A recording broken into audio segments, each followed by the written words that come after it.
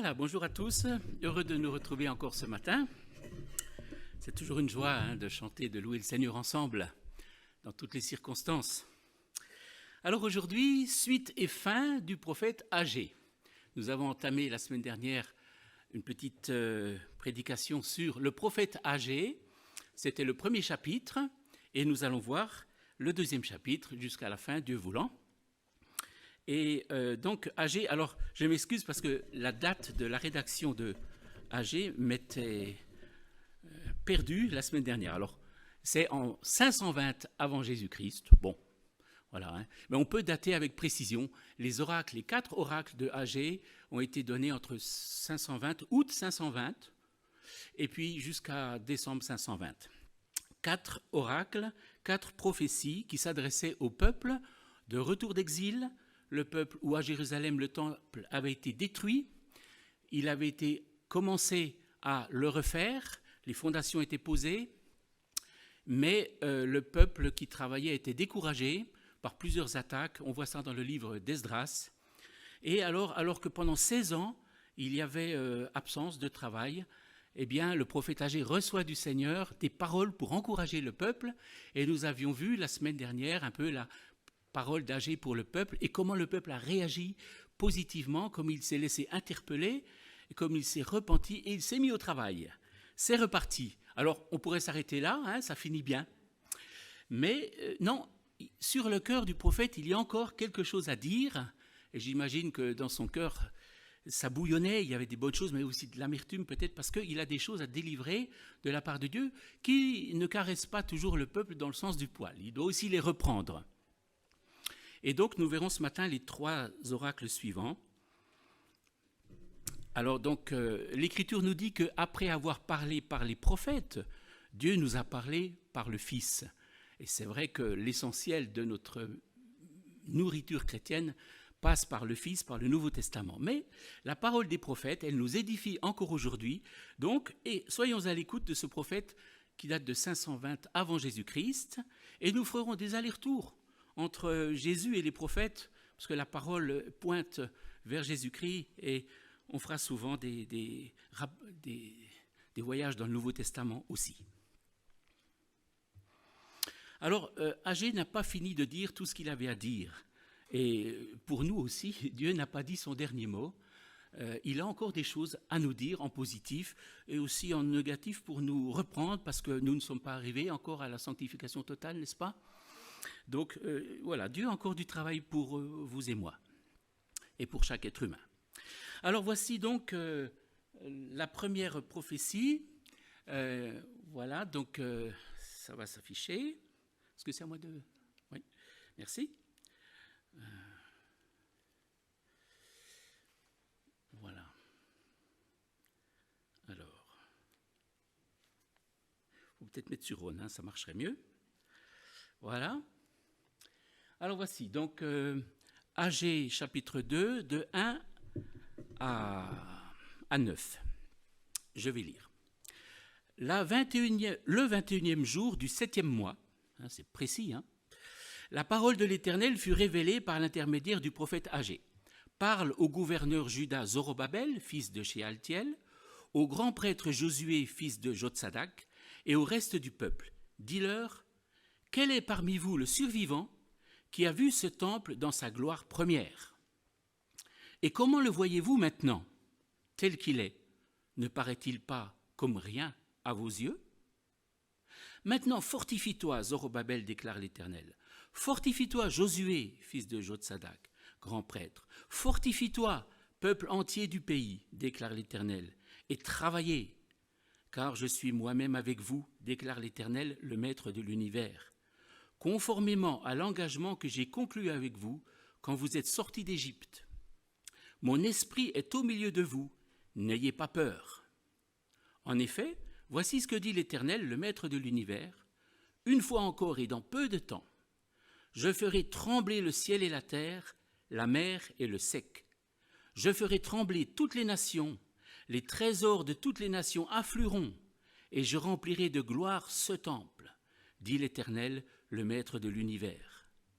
L'argent m'appartient, l'or m'appartient, déclare l'Éternel, le maître de l'univers. La gloire de ce dernier temple sera plus grande que celle du premier, dit l'Éternel, le maître de l'univers. C'est dans ce lieu que je donnerai la paix, déclare l'Éternel, le maître de l'univers. Alors j'ai intitulé cette première pour aujourd'hui, donc cette deuxième prophétie, la première pour aujourd'hui, non à la nostalgie, regardez vers l'avant. En effet, il y avait des personnes parmi le peuple juif qui avaient connu la gloire du temple de Salomon, un temple beaucoup plus grand. Et la lettre d'Esdras nous fait part de ça. Je vous lis Esdras 3, 12 et 13. Cependant, beaucoup parmi les prêtres, les lévites, les chefs de famille âgés qui avaient vu le premier temple, pleuraient tout haut pendant qu'on posait sous leurs yeux les fondations de celui-ci. Comme beaucoup d'autres faisaient éclater leur joie par des cris, on ne pouvait distinguer les cris de joie de celui des pleurs du peuple. En effet, ils poussaient de grands cris qu'on entendait au loin. Donc, au début de la fondation de ce deuxième temple, il y avait des cris, mais des cris à la fois de joie, parce que voilà, on rebâtit le temple de l'Éternel après l'exil, après beaucoup d'années où ce temple était détruit. N'oublions pas que le temple, c'est quand même central dans cette histoire du salut. Le temple, c'est quand même le lieu où Dieu venait rencontrer son peuple qui offrait des sacrifices de purification. Et bien sûr, sans ce temple, moins d'unité spirituelle, moins d'unité nationale, quoique, il faut quand même le dire, les Juifs restés en Babylonie continuaient la tradition, il y a même un Talmud de Babylone, ils continuaient la tradition de Moïse. Ça, ce n'était pas complètement perdu, heureusement. Mais les personnes qui avaient assisté à la fondation du temple et qui avaient vu la gloire du temple de Salomon pleuraient. Ils pleuraient parce que ce n'était pas si bien, ce n'était pas si grand. Et d'ailleurs, les dimensions étaient imposées par Cyrus.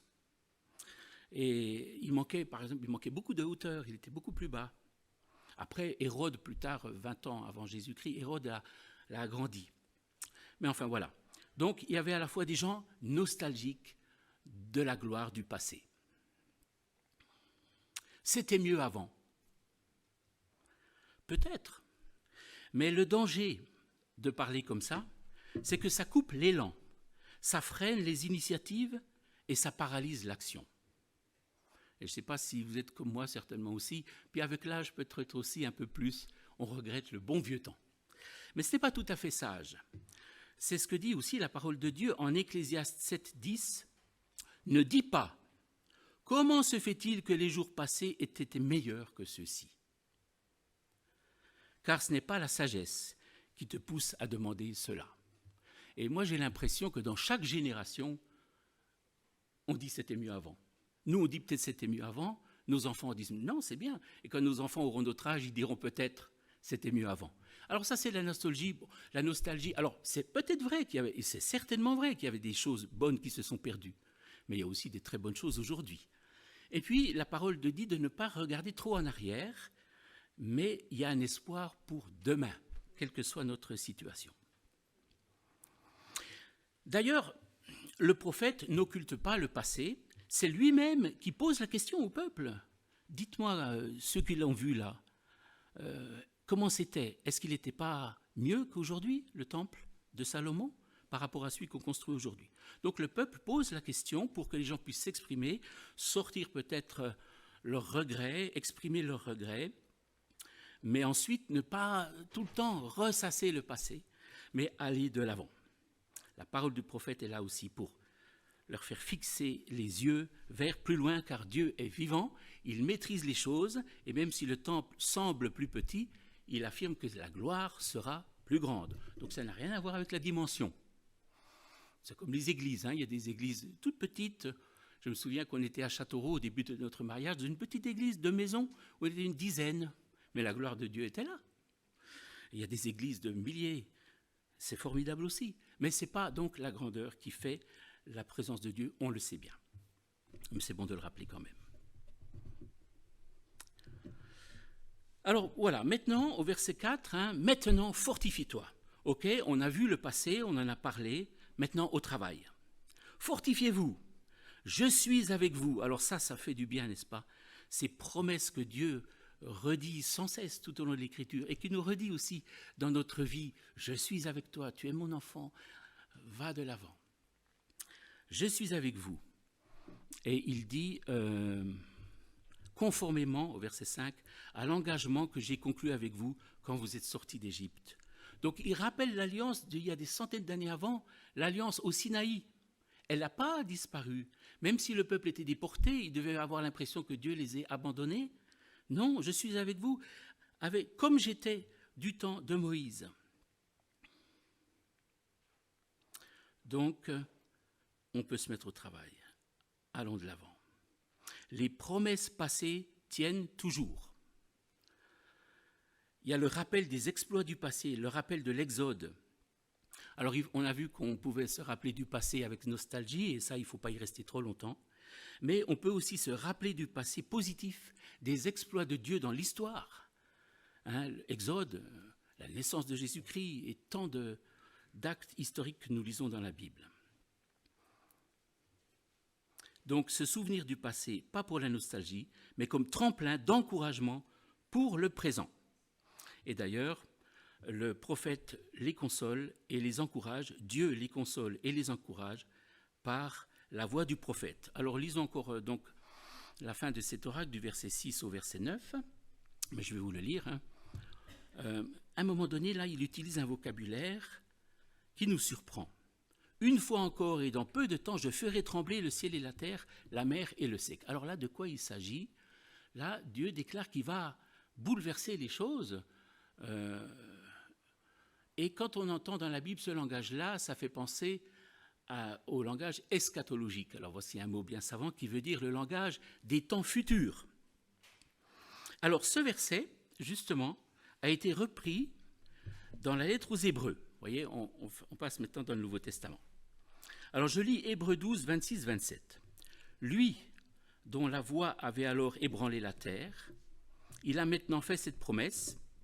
Une fois encore, je fais trembler non seulement la terre, mais aussi le ciel. Et voici le commentaire. Donc ça, c'est le verset de Agé. Une fois encore, je ferai trembler non seulement la terre, mais aussi le ciel. C'est Agé qui l'écrit.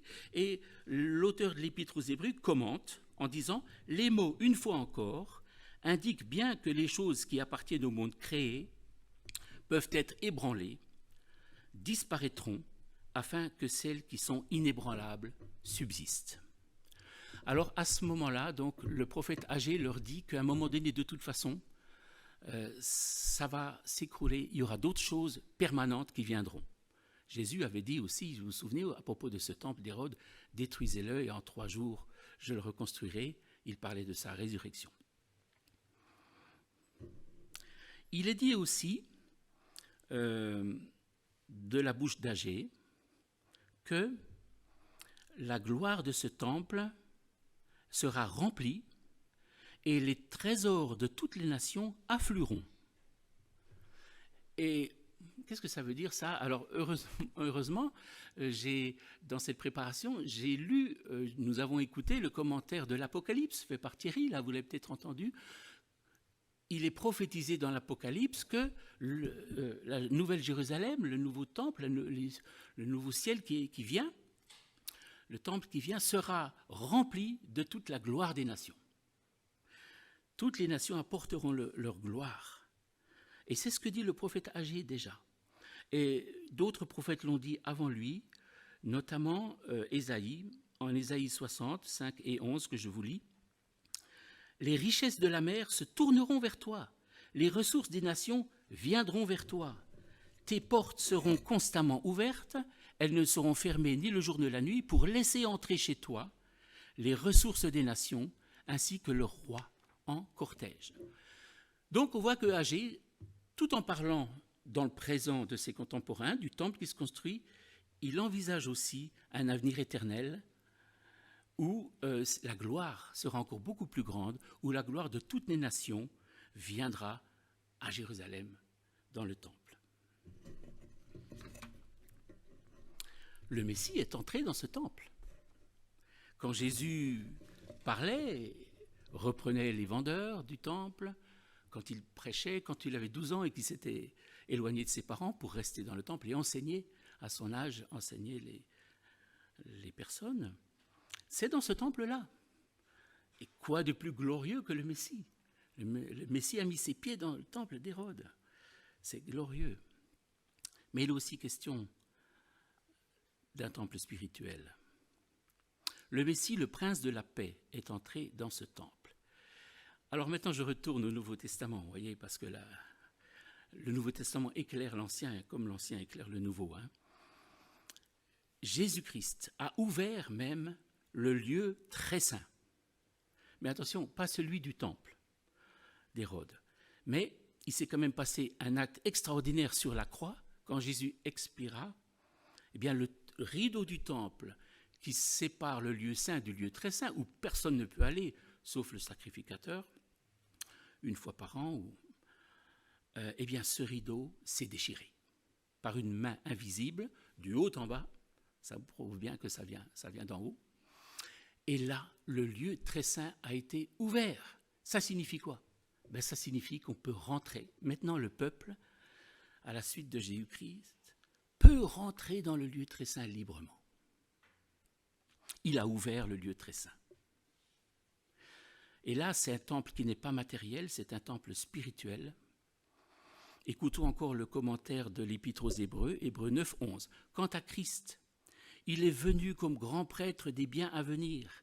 Il a traversé le tabernacle plus grand et plus parfait, qui n'est pas construit par la main de l'homme, c'est-à-dire qui n'appartient pas à cette création.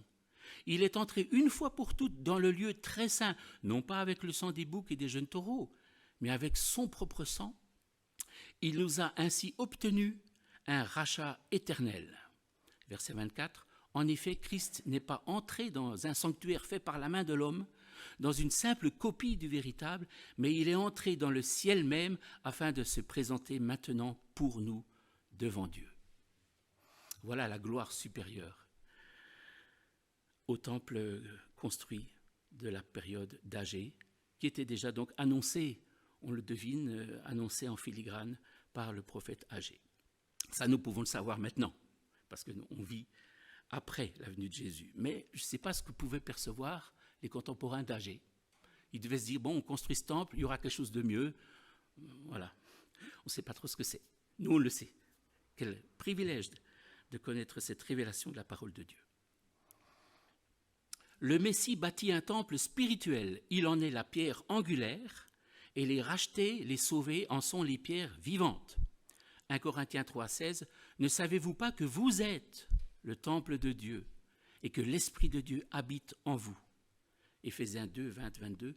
Vous avez été édifiés sur le fondement des apôtres et des prophètes, Jésus-Christ lui-même étant la pierre angulaire, c'est en lui que tout l'édifice bien coordonné s'élève pour être un temple saint dans le Seigneur. C'est en lui que vous aussi vous êtes édifiés avec eux pour former une habitation de Dieu en esprit. Revenons à Agé. Alors, Agé dit aussi qu'il ne faut pas mépriser les petits commencements. Enfin, ce n'est pas Agé qui le dit, mais c'est moi qui le dis. Il encourage le peuple à commencer quelque chose, même si quelque chose de plus grand est prévu. On ne va pas se dire, puisqu'il y aura quelque chose de meilleur, je ne fais pas ça. Il y aura quelque chose de meilleur, mais ce que je fais contribue, même si ça va un jour disparaître, mais ça a sa place dans l'histoire du salut pour un temps. Même s'il y aura quelque chose de meilleur, je travaille à ce qui est passager. Alors, je me suis dit, il ne faut pas mépriser les petits commencements. Et là, en faisant cette étude, je me disais, il y a un verset dans la Bible qui parle de ça. Alors, j'ai tapé dans une concordance, petit commencement. Et alors là, quelle n'a pas été ma surprise? Qu'il s'agisse justement du temple d'Agé. Ne pas mépriser les petits commencements. Le peuple entreprend une construction modeste en comparaison avec le temple de Salomon. Et alors, quand on cherche petit commandement, on tombe sur Zacharie 10, qui est tout à fait le contexte de la construction du temple. Et là, voici ce qu'il est dit en Zacharie 4, 10.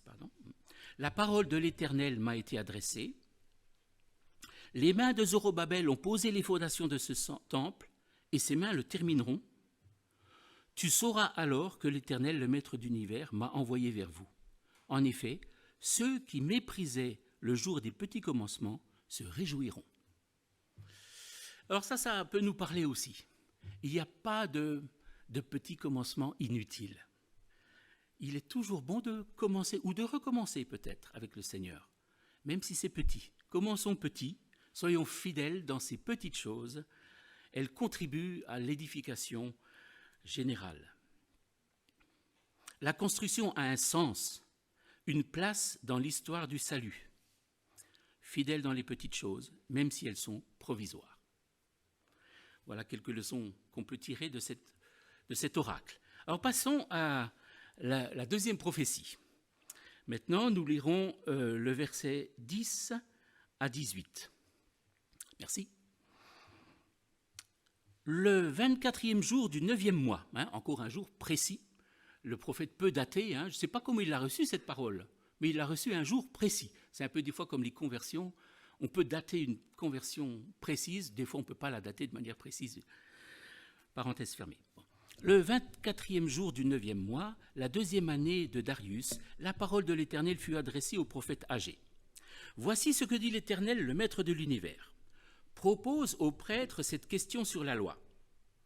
Si quelqu'un porte dans le pan de son habit de la viande consacrée, c'est-à-dire la viande qu'on mettait sur l'autel pour être sacrifiée, et qu'il touche avec son habit du pain, des plats, du vin, de l'huile ou un aliment quelconque, ces choses seront-elles saintes?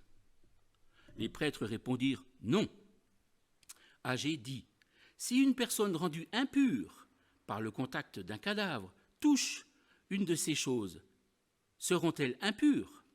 Les prêtres répondirent, elles seront impures. Alors Agé reprit la parole, c'est ainsi qu'est ce peuple, qu'est cette nation devant moi, déclare l'Éternel, c'est ainsi que sont toutes les œuvres de leurs mains, ce qu'ils m'offrent est impur. Maintenant, réfléchissez donc attentivement à ce qui va se produire dès aujourd'hui, avant qu'on ne pose pierre sur pierre au temple de l'Éternel.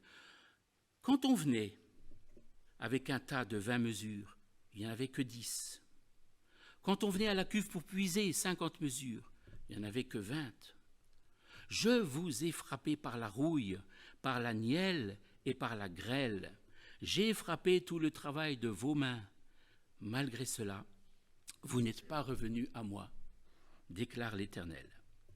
Réfléchissez attentivement à ce qui va se produire dès aujourd'hui, dès le 24e jour du 9e mois, dès le jour de la fondation du temple de l'Éternel. Réfléchissez-y attentivement. Y avait-il encore de la semence dans les greniers? Même la vigne, le figuier, le grenadier et l'olivier n'ont rien rapporté. Mais, dès aujourd'hui, je bénirai. Alors ça nous fait penser un peu à ce que le prophète Agé disait, qu'on a évoqué la semaine dernière. Il y avait la famine, il y avait des difficultés économiques que Dieu envoyait parce que le peuple préférait d'abord s'occuper de sa maison plutôt que du temple de Dieu. Là, il y a un peu un rappel de ça, ici. Mais avant ça, il parle de pureté et d'impureté. Qu'est-ce qu'il veut dire par là? Alors, un habit qui entre... Alors, il faut savoir qu'un habit qui entrait en contact avec de la viande consacrée, celle d'un animal mis à part pour un sacrifice, devenait saint. Mais, après, ne pouvait pas transmettre cette sainteté à un troisième objet. Le premier, un objet est saint, celui qui le touche est saint, mais la troisième personne n'est pas sainte. Ça s'arrête à un seul contact. L'impureté rituelle était transmise bien plus facilement que la sainteté, puisque n'importe quel objet touché par une personne souillée devenait souillé. C'est écrit en Lévitique 6, 19, 20 que je vous lis. Le prêtre qui offrira la victime expiatoire la mangera. Elle sera mangée dans un lieu saint, dans le parvis de la tente de la rencontre. Tous ceux qui en toucheront la viande seront saints. Alors ça, c'est un peu d'actualité, quand on parle de choses qui se transmettent par le toucher. C'est pour ça qu'il faut mettre nos masques aussi. Aujourd'hui, si une personne qui a le virus rencontre une personne qui n'a pas le virus, c'est pas la personne qui n'a pas le virus qui va purifier la première, c'est la personne qui a le virus qui va le transmettre à la deuxième. C'est ça l'image. l'impureté se transmet au toucher, mais pas la pureté. Alors, il y a une seule personne dans l'histoire de l'humanité, je pense, qui a eu le pouvoir de rendre pur en touchant. Et vous savez de qui il s'agit? Il s'agit de Jésus-Christ. On revient encore à une petite fenêtre dans le Nouveau Testament. À propos des lépreux, la lèpre s'en transmettait par le toucher aussi. Et donc, Jésus s'y approchait d'un lépreux. Et, tout le monde disait, stop, stop, stop, ne le touche pas. Jésus a touché un lépreux. Il est écrit, Jésus tendit sa main, le toucha et dit, je le veux, sois pur. Il renverse l'ordre des choses. Le pur transmet la pureté. Lui peut le faire. Et nous savons que la lèpre dans la Bible est le symbole du péché. Et pour le péché, il en est un peu aussi comme les virus. Ça se répand contagieusement plus facilement que la sainteté, n'est-ce pas? Vous fréquentez un groupe là d'amis, vous leur dites on va aller chez moi, on va lire la Bible, suivez-moi. Il n'y a pas grand monde qui vient. On va aller en boîte, on va faire la fête. Là, tout le monde vient. C'est plus facile d'attirer. Bon, je ne dis pas que faire la fête, c'est péché, on se comprend, là j'utilise une parabole, on a le droit de se réjouir, bien entendu. Mais il est vrai que malheureusement, l'homme est enclin au mal et plus facilement qu'enclin au bien. Alors le péché se répand contagieusement plus facilement que la sainteté. Comment se répand-il depuis l'origine? Qui est comment on dit dans le coronavirus, la personne contact? Non, la première qui a le virus. Pardon? Le cas index? Un cas index. Enfin voilà, on cherche souvent la première personne à l'origine du virus dans un endroit pour vite la mettre en quarantaine. Bon, alors ici, en ce qui concerne le péché, quelle est la première personne qui était à l'origine de la contamination, si je peux parler comme ça? Eh bien, c'est notre ancêtre qui nous a tous contaminés, c'est Adam. Alors nous voyons Bon, il y a un Adam ici, c'est pas de toi que je parle. Je rigole. Bon, alors Romains 5, 12. De même que par un seul homme, le péché est entré dans le monde, et par le péché, la mort, de même la mort a atteint tous les hommes parce que tous ont péché. Un peu plus loin. Mais il y a une différence entre le don gratuit et la faute. En effet, si beaucoup sont morts par la faute d'un seul, la grâce de Dieu et le don de la grâce qui vient d'un seul homme, Jésus-Christ, ont bien plus abondamment été déversés sur beaucoup. Et il y a une différence entre ce don et les conséquences du péché d'un seul. En effet, c'est après un seul péché que le jugement a entraîné la condamnation, tandis que le don gratuit entraîne l'acquittement après un grand nombre de fautes. Si par un seul homme, par la faute d'un seul, la mort a régné, ceux qui reçoivent avec abondance la grâce et le don de la justice régneront à bien plus forte raison dans la vie par Jésus-Christ seul. Là aussi, Jésus renverse le cours des choses. Au niveau du lépreux, là, il a renversé le cours des choses. En touchant un lépreux, il l'a rendu pur. Mais Jésus, par son œuvre, il renverse le cours de la malédiction du péché. Et tous ceux qui étaient maudits en Adam sont bénis en Jésus-Christ. Il renverse la tissure, il sauve, c'est le Rédempteur. Il retourne la situation. Lui seul peut arrêter la propagation du péché dans le monde.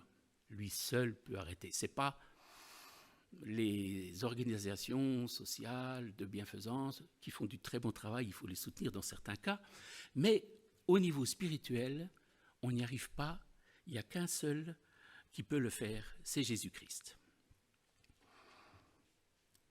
Alors une question à toi que je ne regarde pas, mais qui te reconnaît peut-être. A-t-il arrêté ton péché? Est-ce que dans ta vie, la puissance de purification a chassé l'impureté? Est-ce que Jésus-Christ t'a purifié de ton péché? C'est une question qu'il est bon de se poser et la solution c'est de venir à lui simplement et de lui apporter notre condition pour qu'il nous purifie. Quand Jésus a touché le lépreux pour le guérir, le lépreux disait « Mais Seigneur, viens, tu peux me rendre pur ». Et si on fait cette prière, eh bien Dieu nous touche aussi et nous guérit de notre péché spirituel, de notre lèpre spirituelle. Revenons à Agé. Dieu déclare le peuple impur. Que faire? Là, il n'y avait pas l'expiation par Jésus-Christ. Dieu déclare, aujourd'hui, je bénirai. Voilà. Mais avant cette déclaration, il rappelle les malédictions. La rouille, la nielle, ce sont des maladies de céréales. Ce n'est pas la rouille métallique, c'est la rouille, une maladie de céréales. Donc il y avait malédiction sur les céréales. Et il rappelle encore le passé.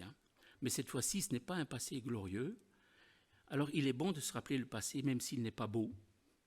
Ainsi, on apprend que les bénédictions que l'on a ne sont pas un dû, mais une grâce.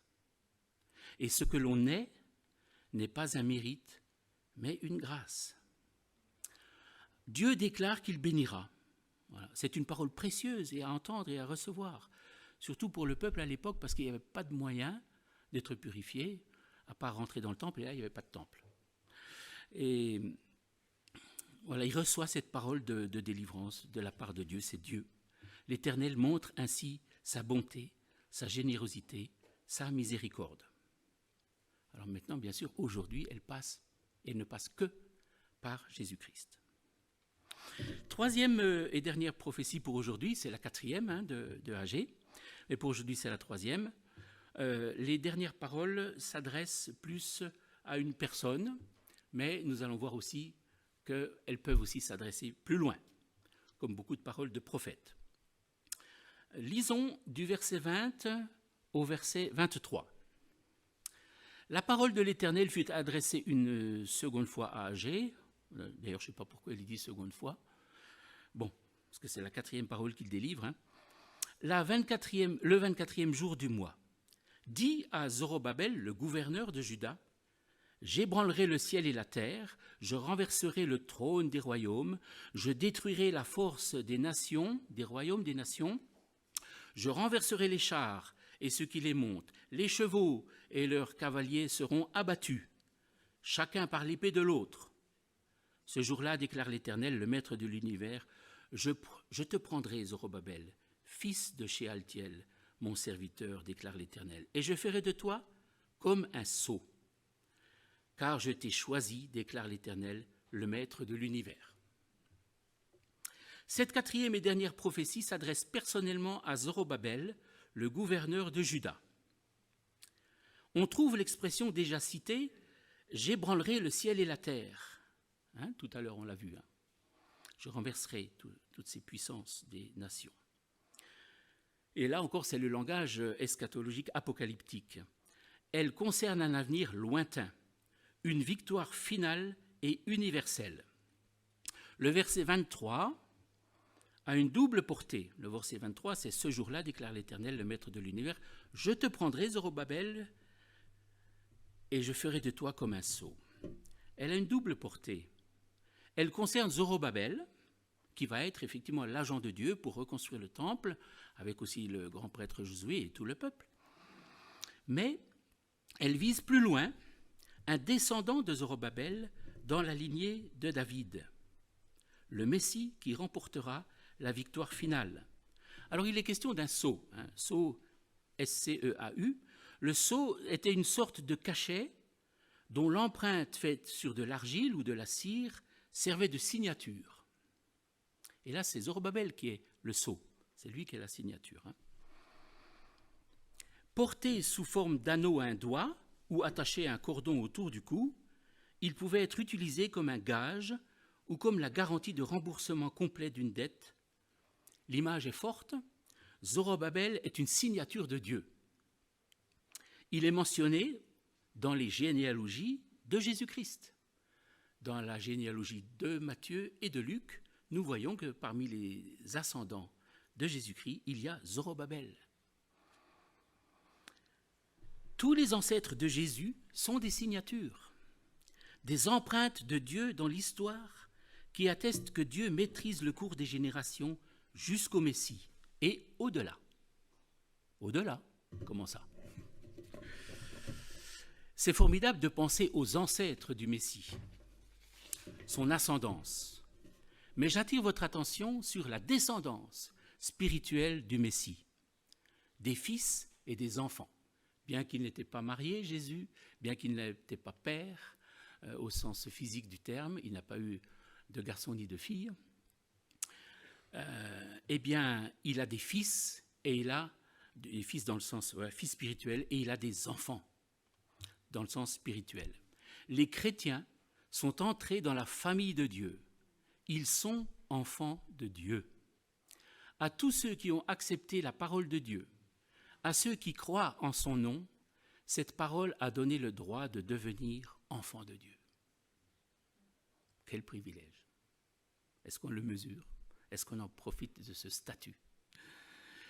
Romains 9,8 dit que les enfants de Dieu sont les enfants de la promesse, qui sont considérés comme sa descendance. Voyez quel amour le Père nous a témoigné pour que nous soyons appelés enfants de Dieu.